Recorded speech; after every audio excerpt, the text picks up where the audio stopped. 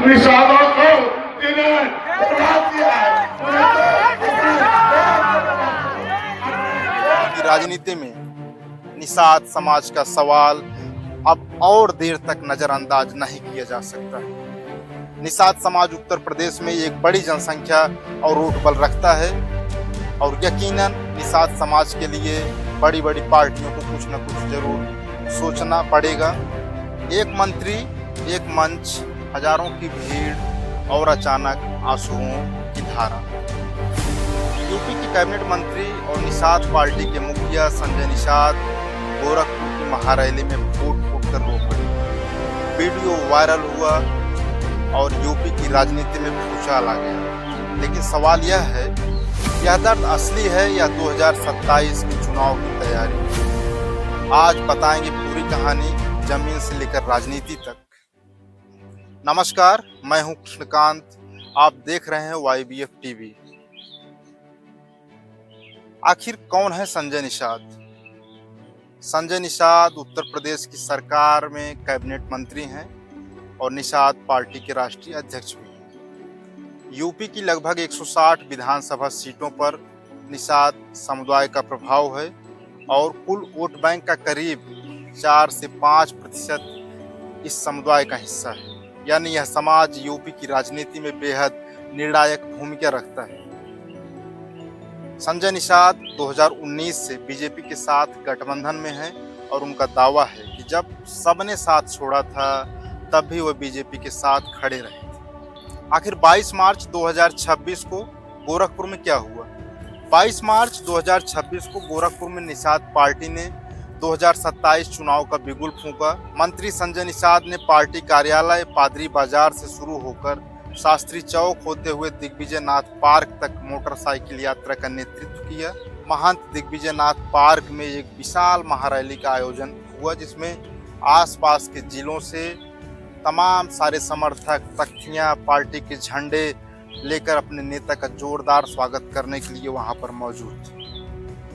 मंच पर क्या था वो भावुक पल? सभा को संबोधित करते हुए संजय निषाद रूधे गले से बोले, आज भी मेरे समाज का हक मारा जा रहा है।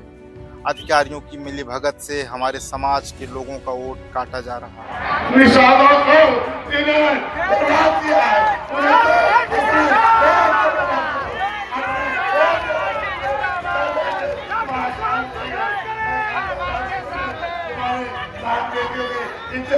ताकि हम अपनी ताकत न दिखा सकें, आरक्षण की आवाज को बुलंद न कर सकें। उन्होंने कहा कि आरक्षण की लड़ाई लड़ते लड़ते हमारी पीढ़ियां गुजर गईं, लेकिन न्याय नहीं मिला। उनके आंसू देख पंडाल में मौजूद समर्थक भी भावुक हो गए और संजय निषाद जिंदाबाद के नारे लगने लगे।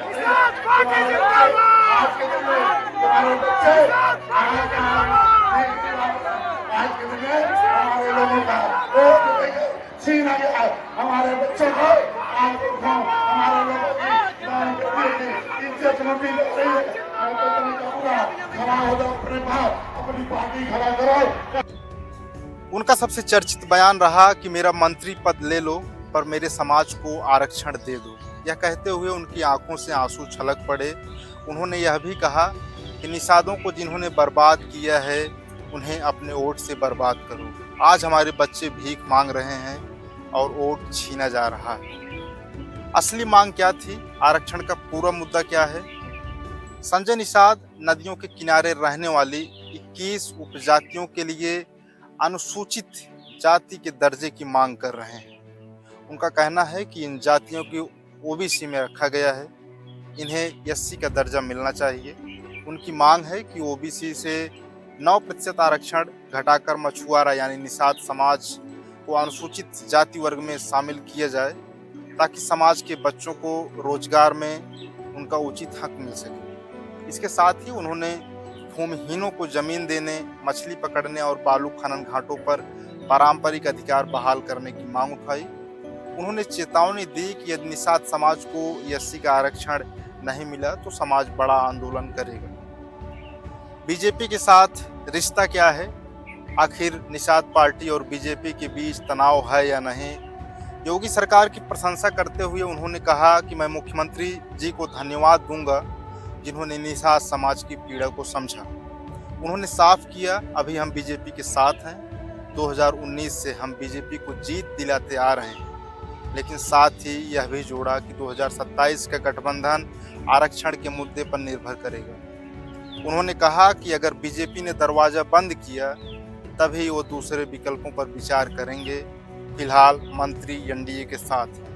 अखिलेश यादव ने ऑफर दिया, अगर निषाद समाज को आरक्षण चाहिए तो उन्हें पीडीए यानी पिछड़ा दलित अल्पसंख्यक का झंडा उठाना चाहिए।